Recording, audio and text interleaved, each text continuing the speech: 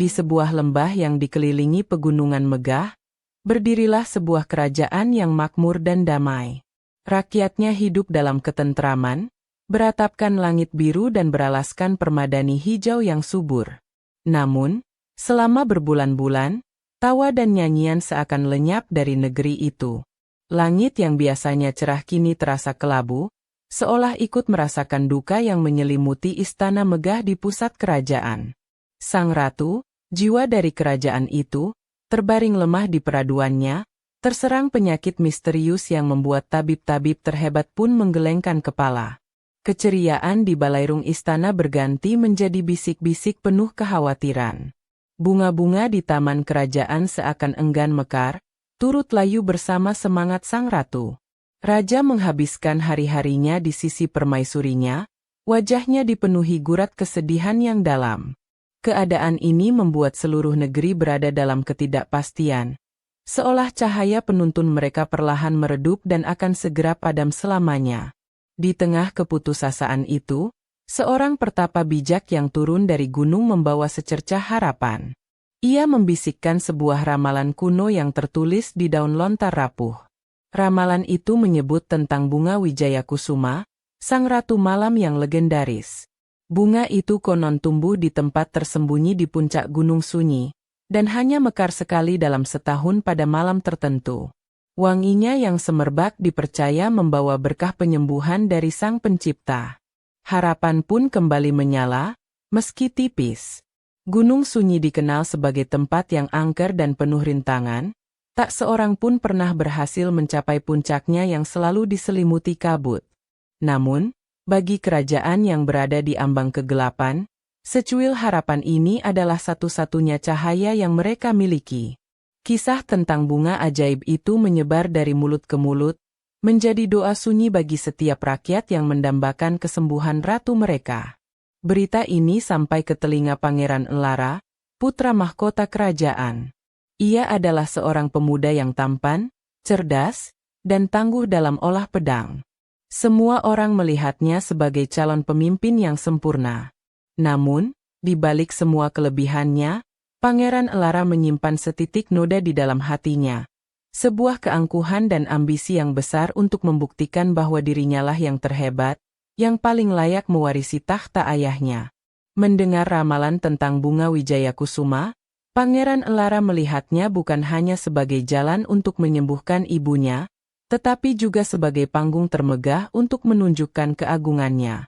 Dalam benaknya, berhasil membawa pulang bunga legendaris itu akan menjadi bukti tak terbantahkan atas kehebatannya. Namanya akan dielu-elukan, posisinya sebagai calon raja akan semakin kokoh, dan semua orang akan tunduk pada kekuatannya. Ia membayangkan dirinya kembali dengan gagah berani, membawa bunga kemenangan di tangannya. Dengan semangat yang berkobar karena ambisi, Pangeran Elara segera mengumumkan niatnya kepada raja dan seluruh dewan istana. Ia menolak semua tawaran pengawalan, bersikeras bahwa ini adalah tugas yang harus ia emban seorang diri. Ini adalah takdirku, ujarnya dengan dagu terangkat. Aku akan menaklukkan Gunung Sunyi dan membawa pulang penyembuh bagi Ibunda Ratu dan kemuliaan bagi kerajaan ini. Niatnya terdengar mulia, namun hanya hatinya yang tahu motif sesungguhnya.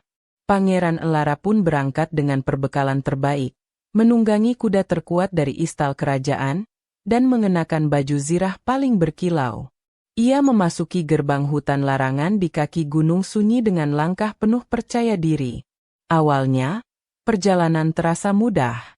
Namun, semakin dalam ia masuk, hutan itu seakan hidup dan melawannya.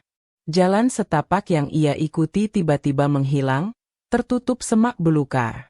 Suara-suara aneh menggema di sekelilingnya, dan kabut tebal mulai turun, mengaburkan pandangannya.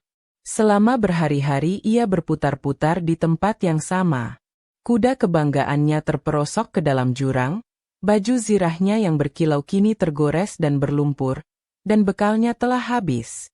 Keangkuhan sang pangeran perlahan terkikis oleh rasa lapar, lelah, dan putus asa. Di tengah hutan yang tak peduli pada gelar dan tahtanya, ia hanyalah seorang manusia yang lemah dan tersesat. Ia akhirnya jatuh terduduk di bawah pohon besar, kekuatannya habis. Untuk pertama kalinya, Pangeran Elara merasa kalah. Di titik terendahnya itulah, ia menyadari betapa kecil dirinya di hadapan alam yang luas. Ambisinya terasa hampa dan konyol. Yang tersisa hanyalah kerinduan tulus pada senyum ibunya dan rasa takut yang mendalam akan kegagalan. Ia tidak lagi memikirkan kemuliaan, ia hanya ingin bertahan hidup dan melihat ibunya sekali lagi. Kesombongannya telah hancur, menyisakan ruang kosong yang siap diisi dengan pelajaran baru. Saat kesadarannya mulai memudar, Pangeran Elara samar-samar mencium aroma dedaunan obat yang ditumbuk. Ia membuka matanya perlahan dan mendapati seorang gadis berjongkok di hadapannya, sedang mengoleskan ramuan ke luka di kakinya. Gadis itu berpakaian sederhana, rambutnya yang hitam legam tergerai panjang, dan matanya memancarkan ketenangan seperti danau di pagi hari. Tidak ada ketakutan atau kekaguman di matanya saat menatap sang pangeran, hanya sorot mata yang tajam dan penuh selidik. "Kau terlalu berisik untuk ukuran seorang penyusup," kata gadis itu dengan suara yang jernih. Hutan ini tidak menyukai mereka yang datang dengan langkah kaki yang sombong. Pangeran Elara, yang terbiasa dihormati, tertegun mendengar ucapan itu. Ia mencoba bangkit dan memperkenalkan dirinya dengan sisa-sisa wibawanya. "Aku Pangeran Elara, putra mahkota. Siapakah engkau?" Gadis itu tersenyum tipis, sebuah senyum yang seolah menyimpan 1000 rahasia hutan. "Di sini, nama dan gelar tidak ada artinya. Angin tidak peduli kau seorang pangeran atau gembala. Aku dipanggil Senja," jawabnya sambil melanjutkan pekerjaannya. "Kau mencari bunga Wijaya Kusuma, bukan? Aku bisa mencium aroma ambisi dari bermil-mil jauhnya. Bunga itu tidak akan pernah menampakkan diri pada orang sepertimu." Ucapan Senja yang menusuk tepat di jantung kelemahan Elara membuatnya terdiam. Untuk pertama kalinya, seseorang melihat menembus topeng kebesarannya dan langsung menunjuk pada niatnya yang tersembunyi.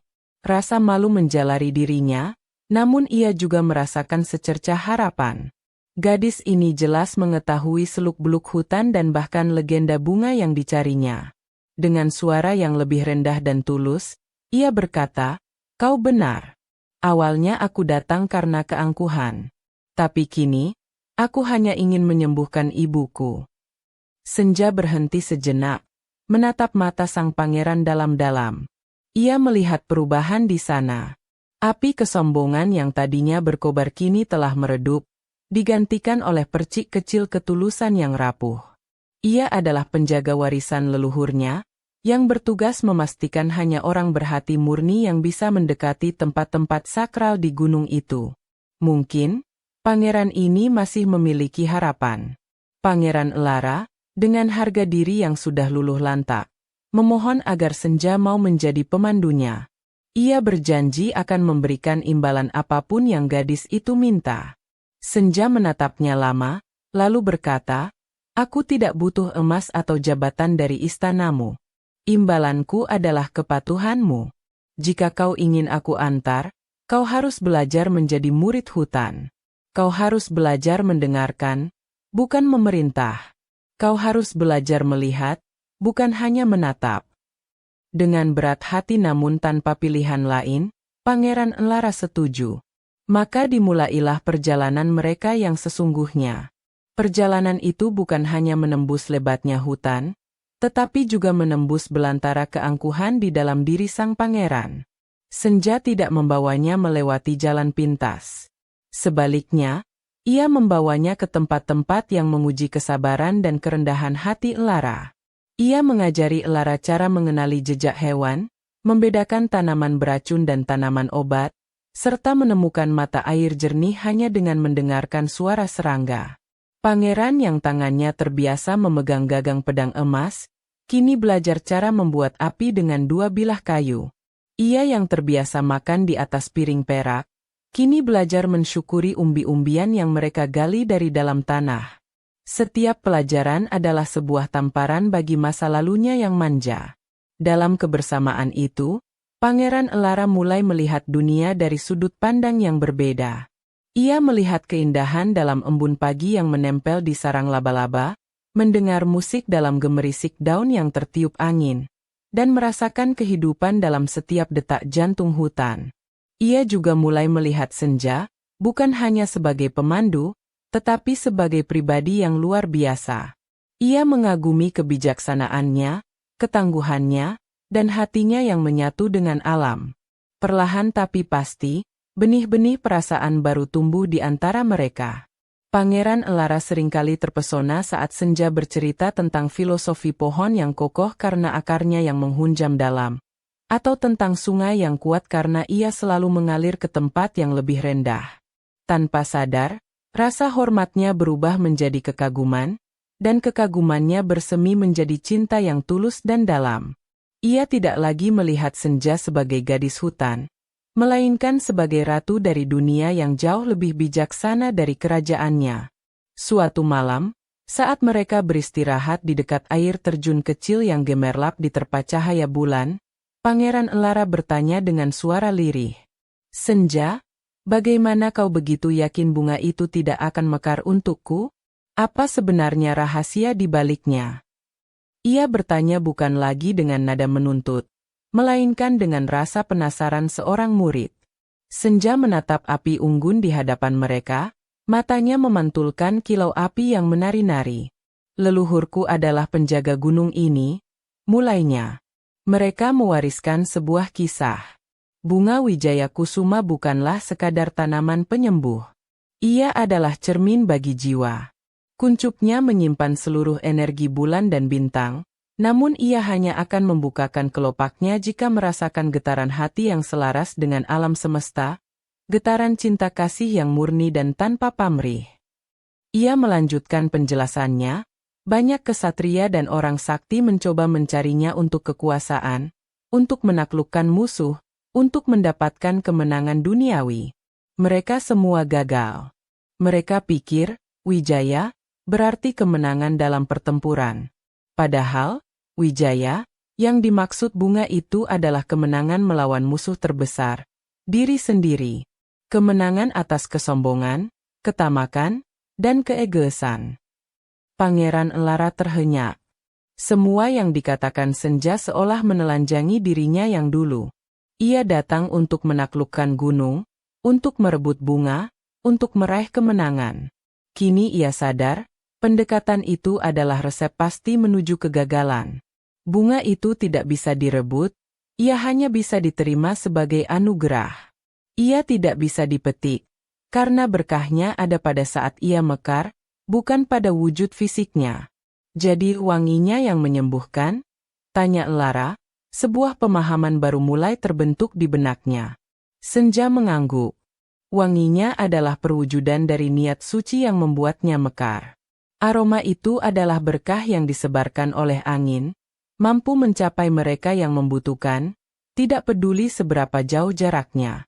Untuk mendapatkannya, kau tidak perlu memetiknya. Kau hanya perlu menjadi alasan baginya untuk mekar. Misteri itu kini terungkap, dan terasa jauh lebih berat daripada sekadar pertarungan fisik. Ujiannya bukanlah melawan monster atau penjahat, melainkan melawan bayangannya sendiri. Pangeran Elara menatap tangannya, tangan yang dulu ia banggakan karena kekuatannya. Kini ia sadar bahwa kekuatan sejati yang dibutuhkan berasal dari tempat yang jauh lebih dalam. Setelah melewati berbagai rintangan terakhir, tibalah mereka di tujuan. Bukan sebuah puncak yang gersang dan terbuka, melainkan sebuah ceruk tersembunyi yang terlindung oleh bebatuan raksasa, seolah sebuah taman rahasia di atap dunia. Udara di sana terasa begitu jernih dan hening. Di tengah ceruk itu, tumbuhlah sebatang kaktus pipih yang menjuntai anggun, dan di ujung salah satu daunnya, tergantung sebuah kuncup bunga yang besar dan pucat. Itulah kuncup bunga Wijaya Kusuma.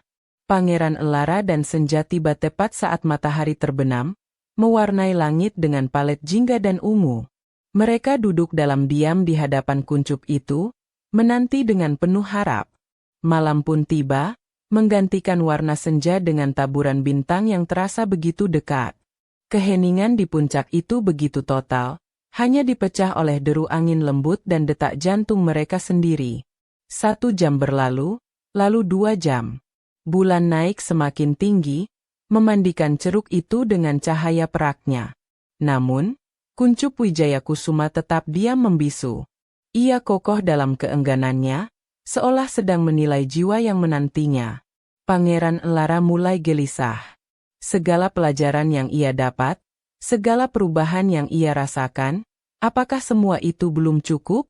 Ia mencoba mengosongkan pikirannya, mencoba memancarkan niat baik. Namun semakin ia mencoba, semakin ia merasa usahanya dipaksakan. Keputusasaan mulai merayapinya. Ia teringat wajah ibunya yang pucat, harapan rakyatnya yang kini berada di pundaknya. Beban itu terasa begitu berat. Ia merasa gagal. Ia telah berubah, ia telah belajar, ia bahkan telah menemukan cinta, tetapi di hadapan ujian terakhir ini, ia merasa dirinya tetaplah pangeran angkuh yang dulu, yang tidak pantas menerima keajaiban. Senja, yang duduk di sisinya, hanya menatapnya dengan tenang. Ia tidak mengatakan apa-apa, karena ia tahu ini adalah pertarungan yang harus Pangeran Elara menangkan seorang diri. Ini adalah momen kebenaran, di mana semua topeng harus dilepaskan, dan jiwa harus berbicara dalam bahasanya yang paling murni. Malam semakin larut, dan harapan Pangeran Elara semakin menipis seiring berjalannya waktu. Di puncak keputusasaannya, Pangeran Elara akhirnya menyerah. Bukan menyerah pada keadaan, tetapi menyerah pada egonya. Ia tidak lagi mencoba untuk menjadi layak. Ia tidak lagi berusaha mengendalikan hasilnya. Ia hanya menerima dirinya apa adanya. Seorang anak yang mencintai ibunya, seorang pemimpin yang mengkhawatirkan rakyatnya, seorang pria yang jatuh cinta pada seorang gadis penjaga hutan.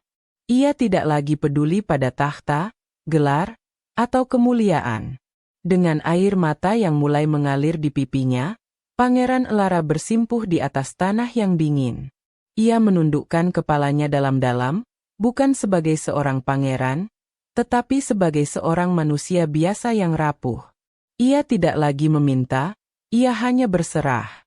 Dalam hatinya, ia membisikkan doa yang paling tulus yang pernah ia panjatkan seumur hidupnya. Wahai Sang Pencipta alam semesta, bisiknya dalam hati, aku tidak lagi memohon untuk kemenanganku. Aku tidak lagi meminta untuk kemuliaanku.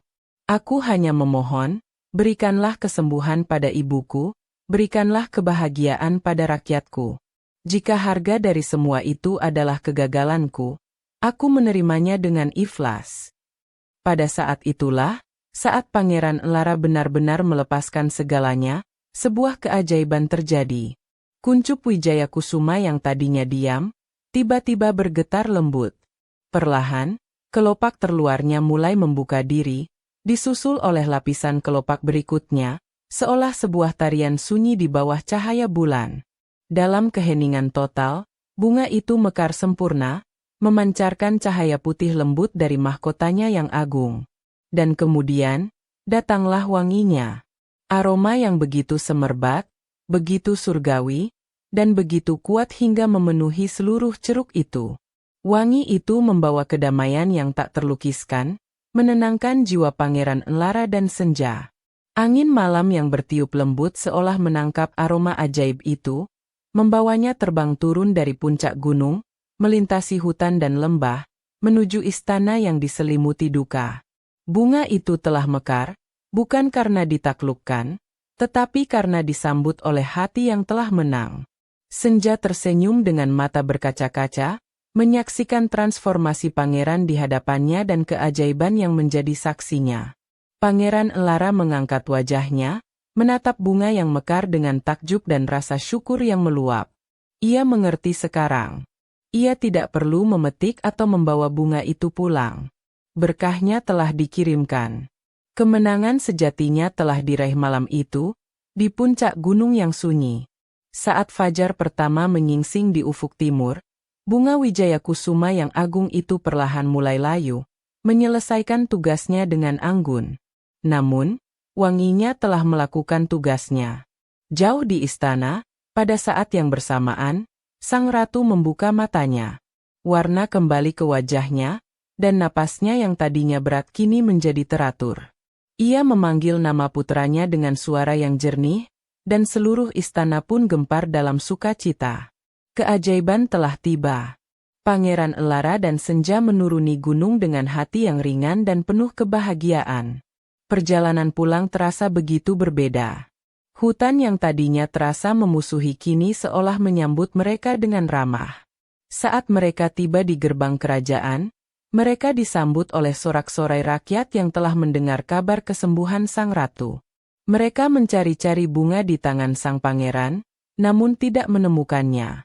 Di hadapan raja, ratu, dan seluruh rakyatnya, Pangeran Elara tidak menceritakan tentang keberaniannya menaklukkan gunung. Sebaliknya, ia menceritakan tentang pelajarannya dalam kerendahan hati, tentang kebijaksanaan hutan, dan tentang kemenangan sejati yang ia temukan, yaitu kemenangan atas dirinya sendiri. Ia kemudian memperkenalkan Senja, bukan sebagai pemandu, tetapi sebagai guru yang telah membuka matanya, dan sebagai wanita yang telah merebut hatinya. Kerajaan itu memasuki era baru. Pangeran Elara, yang kini bijaksana dan rendah hati, memerintah bersama Ratu Senja, yang membawa kearifan alam ke dalam tembok istana. Mereka memimpin dengan cinta dan pemahaman, menciptakan kemakmuran yang tidak hanya didasarkan pada kekayaan, tetapi juga pada keharmonisan antara manusia dan alam. Legenda bunga Wijaya Kusuma pun diceritakan turun-temurun, bukan lagi sebagai kisah tentang bunga ajaib pembawa kemenangan, tetapi sebagai pengingat bahwa kemenangan terbesar dan keajaiban termurni selalu berawal dari hati yang tulus dan bersih.